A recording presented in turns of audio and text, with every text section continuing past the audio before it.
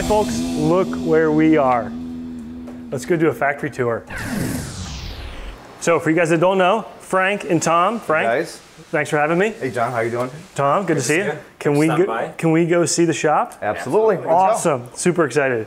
And who is this guy? That is Tyson. Hey buddy. Hi. Hi. So here's our shop. Over here we're doing some balancing on our tool holders. All of our tool holders get spun to balance the 20,000 RPMs, G2.5 rating. Okay. That's to keep it running nice and smooth for high RPM applications.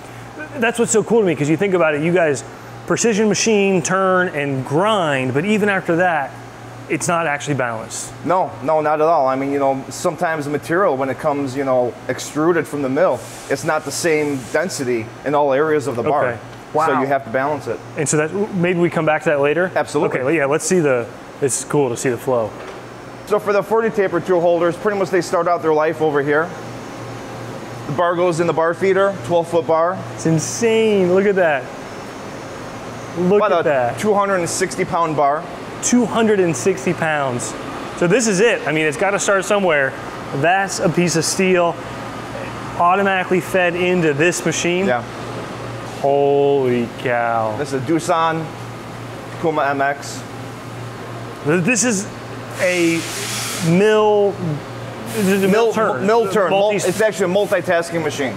Insane, folks. It's not. The upper turret has a B axis, so it can swivel in any rotation you want, aiming at the main spindle, aiming at the sub spindle, and a full 40 turret tool changer in the back of the machine. So each one of those is changed with a tool changer arm. We'll see the hide in the back. It's exactly. Insane. Yeah. So bar feeder sock comes in from here, collet closes. It's able to do turning, threading, milling, all that with both this and then that pivots, and then it can transfer to the sub spindle. And then there will exchange it to a parts catcher, go through the conveyor. Oh, really? And go into the basket. Oh, that's awesome. Yep. It's totally, oh, look at that. Yeah. So like I bought some MariTool holders just, I don't know, a month ago. They probably came off this machine? Absolutely. That's cool. And then from here it goes to heat treating. Okay. And then additional operations after that, obviously. Yeah. Very cool. Huh. Pretty good amount of material removal though. Yeah, there is, definitely. I'll turn that taper on there, huh? And then threads. Wow. Cool. So before the coolant goes and floods us, we can see at least the beginning of the cycle. Holy cow. So the lower turret is going to feed the material. Okay. Upper head is going to change the tool. That's insane. That's going to start doing some turning, and that's going to start doing some drilling. What do you program this with? Mastercam? Hand code. Stop. Yeah. Oh my God. Yeah. Yeah. I mean, I guess, like you said, relatively simple parts. It's just crazy to think about. Yeah. You do the G368 polar coordinate rotation and all that stuff. Are you still programming? You're the... I'm the head programmer, yeah. Man, I struggle with that. Like, you gotta, I'm sure you're busy. Yeah, it's time consuming, but you know, it's really rewarding too. So how long does it take to turn a part like this? About nine minutes. Okay, yeah, it's a pretty good amount of time though, really. Yeah, it is, yeah. Think about a machine that's capable. I assume the majority of the taper is being turned off with just a regular lathe insert though? Yes. So we rough it out with a WNMG insert, and then we finish it with a DNMG, so we could also do the grind relief. Got it. And then so the fact that this is a multitasking machine that's got such a good milling head really comes into drilling it or the slot?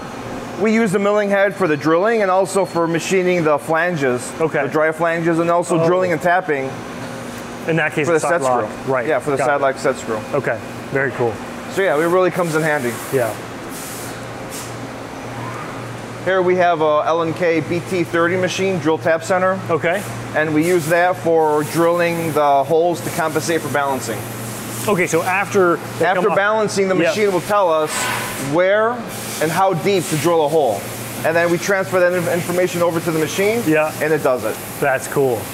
Right, because those machines can tell you anything, but they can't actually modify the tool. Exactly, yeah. Huh, that's cool. Over here, we've got some assorted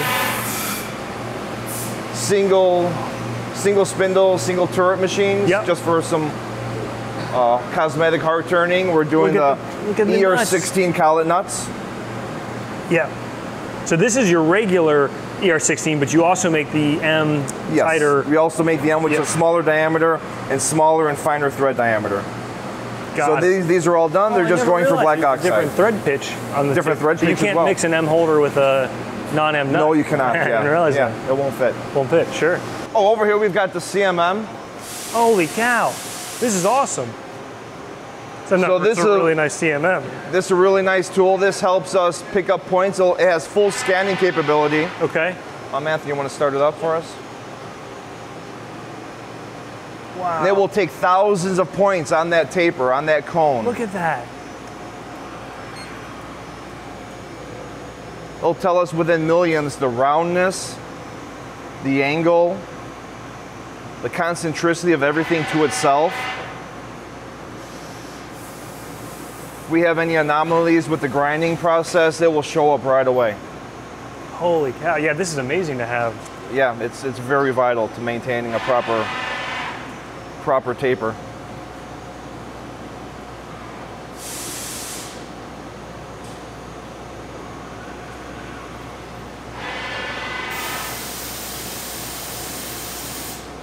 And this is their Duramax machine, so it's suitable for outside environment. I was going to ask, it's okay to be on the shop floor? Absolutely, yeah. That's really cool. Is this new? Yeah, we just got this about a year ago. Okay. I'd say, yeah, it just has this 1 year calibration, so yeah, it's a year old. That's really nice. It's cool. So this is more of a binary, making sure QC, pass, fail, everything's absolutely, yeah. We have other ways of checking the taper that we still utilize. Yeah. So we have more than one way of checking the part, but this is definitely a very nice way of checking that taper, that cone. Cool. Here we're checking round concentricity to the pilot diameter. Sure. That's a pretty critical dimension. Cool.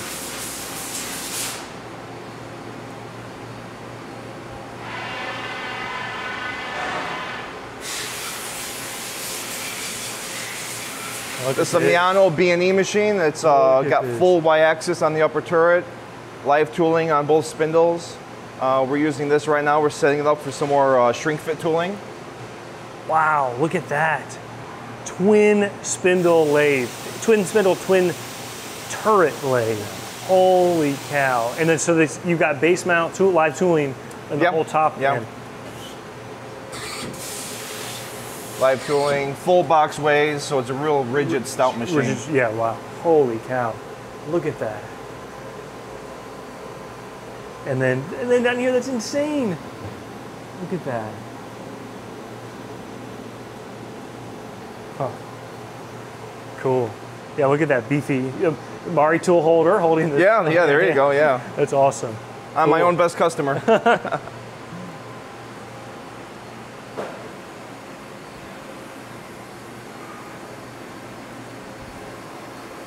Then here we have a Toyota CNC cylindrical grinder, real workhorse.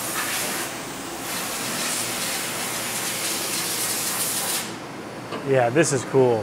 It's got all hydrodynamic ways and spindle. Meaning it's not, it's fluid bearing. Everything rides on fluid, nothing, no metal to metal contact. Look at that. Go ahead, start it up, yeah.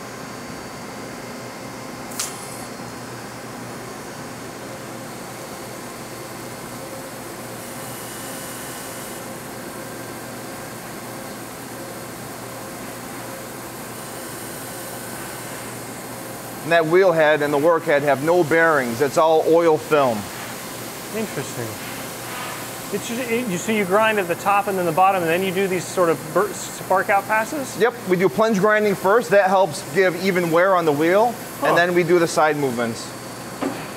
And then we also do the flange.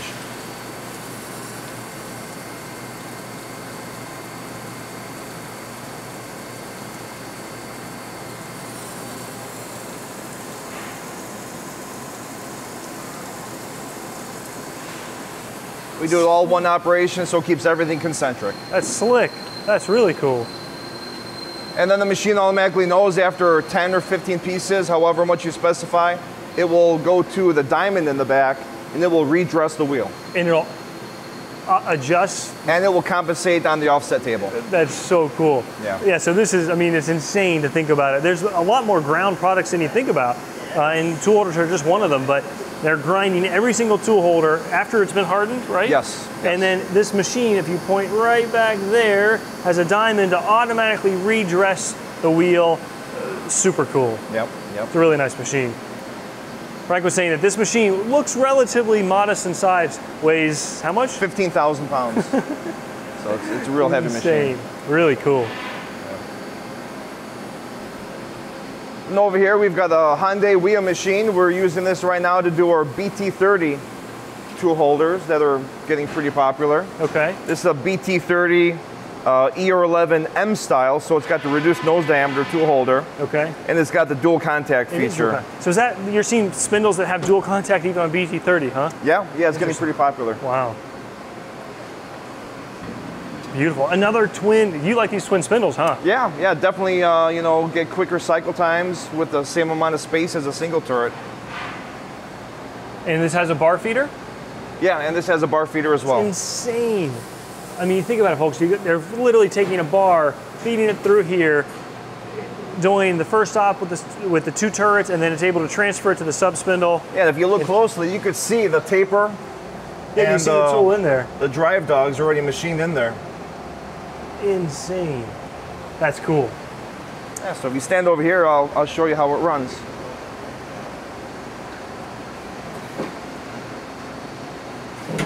And we're going to do balance turning.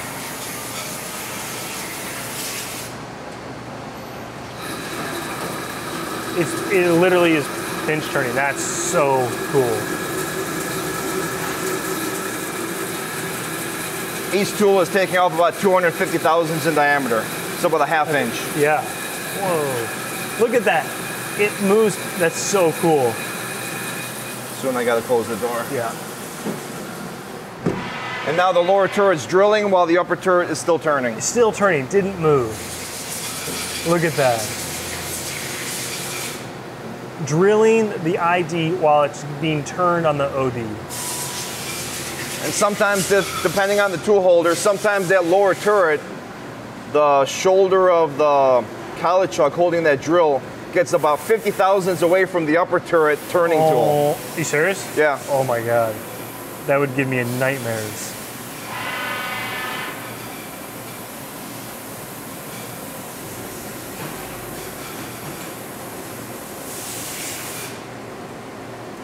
Yep, look at that. Now it goes to a custom groover to do the groove for the tool holder fingers, tool changer fingers. Oh, that was a form tool. Yeah. It looked like. Yep. Okay, interesting. I assume that would have been interpolated with a. Yeah, it's a lot quicker with a form tool. Yeah, holy cow. Just come in and come out. Right.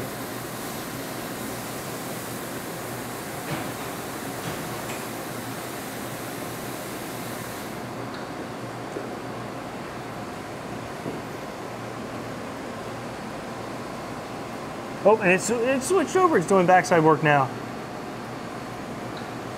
Yeah, coolant is not our friend here, but oh, there we go.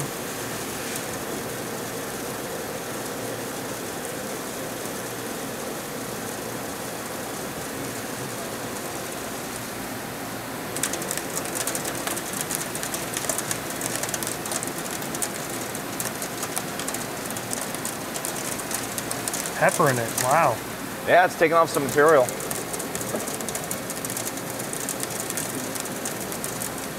On the sub spindle, we got to turn it down from 2-inch diameter all the way down to that's a lot of 5/8. Yeah. So it's a lot of material. Wow. And then we have to drill all the way through. Yep. And then we have to rough out. On a 40 taper, the lug or this hole continues through, right? Yes. On the BT30, it's unique. It stops short. It's interesting. I never noticed that, huh? That's the BT30 standard. Got it. Very cool. Also a box way or linear? This is a combination of box and linear. Got it. Very cool. And over here, I can show you the tool changers part of the multitasking machine. Yeah, so we're behind the Doosan Yep. multitask, which is insane. And it uses the Sandvik spindle called Capto, which is really good for these multitasking machines because it can do the both turning and milling. Look at that. Capto C6. Holy cow. Can you cycle it? Yes. Oh, the machine was doing doing that. Let me see if it's idle. Look inside of that. Look at the size of those rails. Look at the ball screw over there. Holy cow.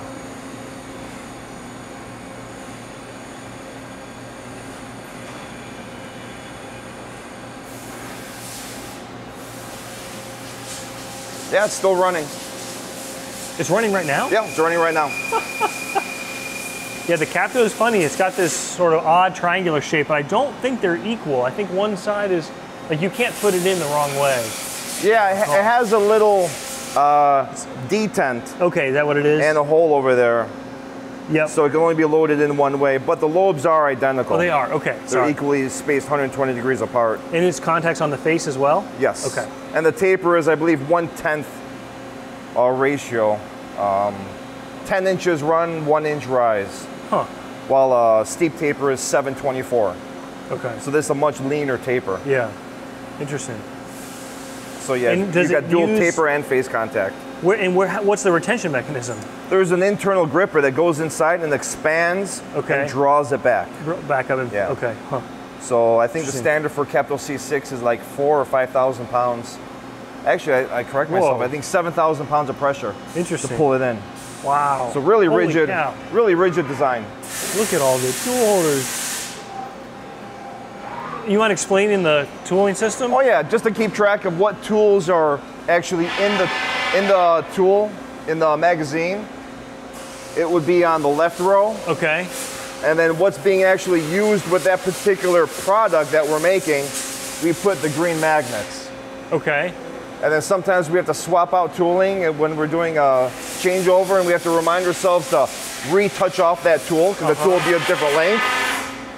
So we put the little red magnet. Okay, so you know the top is row 1 all the way across. You have 2 different tool 1s, I guess, depending on what you're running. Depending on what we're running. And so this is tool 31, and it has 3 different tool options. The green one is the one that, so that when you're done, you may move this back to here. Exactly. Okay. Exactly. And the red, you said, means that you replace the tool, and the red means you replace that, so that needs touched off? We replaced the tool, but we still didn't touch it off yet. Okay. So once we touch off the tool, then we'll remove the red magnet, which I should have already. Ah, okay. So yeah, now everything is touched off and everything is running. Yeah. Look at it. Yeah. That's a really cool machine. Yeah. Look at that. Drawbar. I'm doing the drawbar maintenance on this one. Awesome. Yeah. So yeah, really versatile machine. You happy with it? Yeah, we are, definitely. Yeah. Good machine. Cool. Awesome row of Lista cabinets. Yeah. They're actually Storlock brand. Okay. Good cabinets. You know, here we keep all of our inventory of our cutting tools. Wow. So we've got, you know, standard 4 flute finishers. Oh, this is inventory of stuff you sell? Absolutely. Gotcha. Yeah. Okay, so this is not tools to use on the shop. No, this is stuff for resale. Got it. Very nice. We've got roughers. Yeah, so that's how I originally found you guys. You make a 1/2-inch 3-flute aluminum corncob rougher. Yeah. Great tool. Variable flute end mills, countersinks, taps. Cool. Yeah, whole bunch of stuff. Over here we keep inventory of collets. Okay. From ear 8, ear 11, 16, 20, 25. Tiny. Yeah, 8's Holy really cow. small. Yeah. Wow. All the way up to ear 50. ER50? Yeah, ear 50. Do you have an ER50 here? Yeah, we do. It's all. Do we have any? Holy. There's no way they're in there. It's gotta be too heavy. Look at an ER. Holy smokes.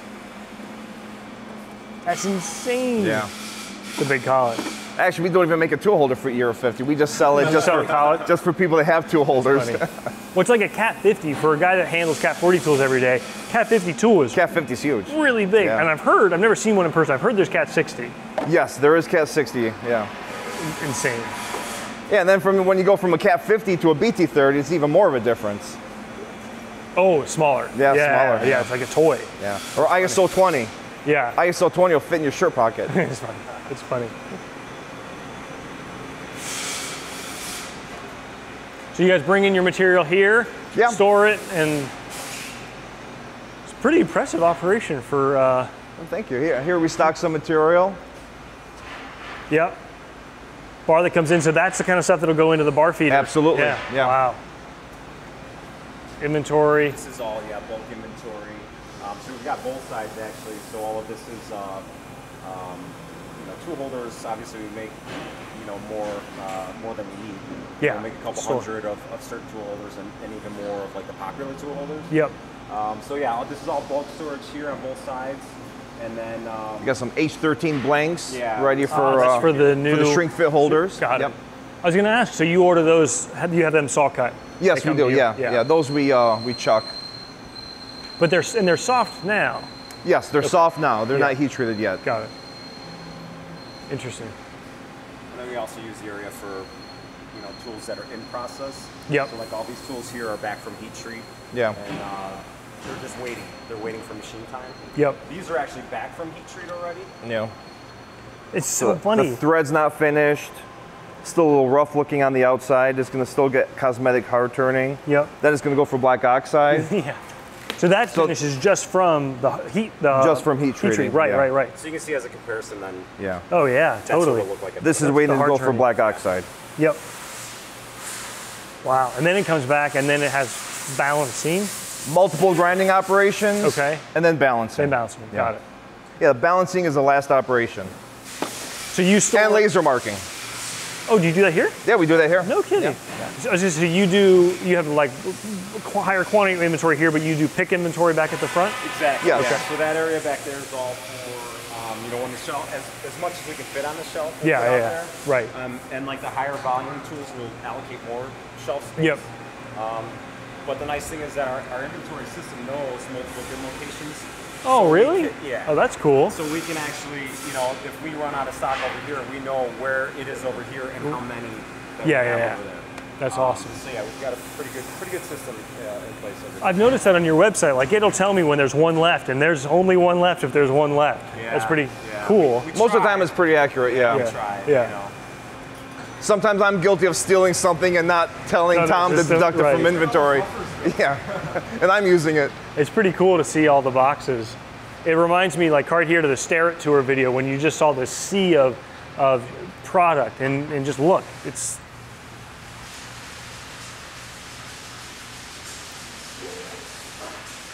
insane.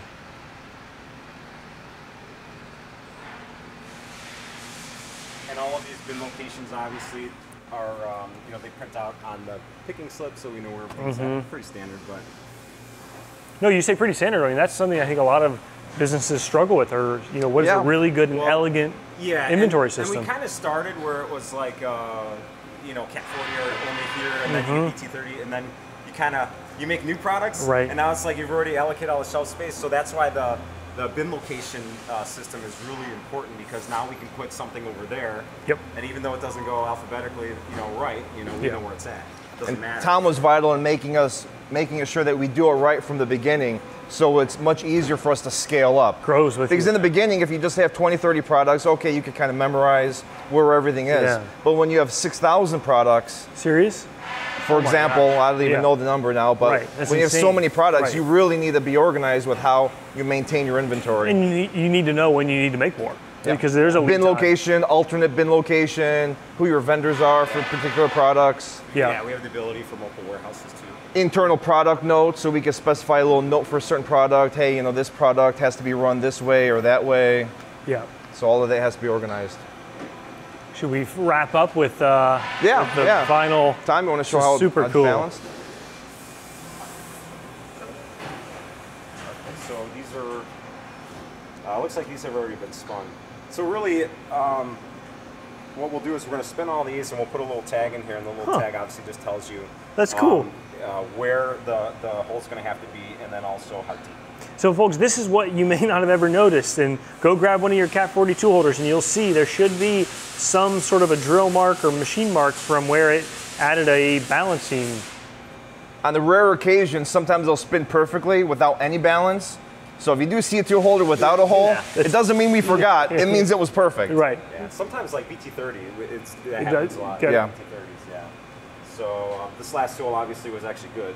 So you'll get a little smiley face. That gives you a little indication. It's cool. So we'll go ahead and spin this guy.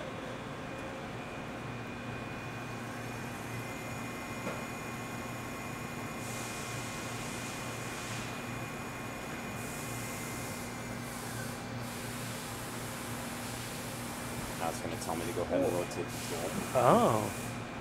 You spin it 180 degrees and you spin it twice. Interesting. That way, any error, and it will cancel itself out to give you an even more accurate reading. Sure. Wow, so this is, I mean, this is work though. I mean, every tool holder's got to go through here, huh? Yeah. Yeah, it's a time-consuming process, but it's really important. Boom. Look at that. So now you can see when I rotate it, It shows you. it shows exactly where it's got to go. Right. So then you have information that you write down that you know what to put in on the machine to do. You put a mark on the tool holder. Okay. And then on the piece of paper, you write down how deep you have to drill. So it tells you, okay, it's 3.5 GMM. So we'll write that number down, and then you get the compensation, and it'll tell you. That's it. Yeah. Well, it'll tell you how deep to drill. How deep to drill a hole. That's really cool. Yeah. Then we go over to the machine, we clamp it, we drill that deep. And in hardened steel. In hardened steel, yeah. So we use just air blast. We don't use coolant. Okay. Huh. And then it's ready to go. Ready to go. Very cool. Sometimes ready for production.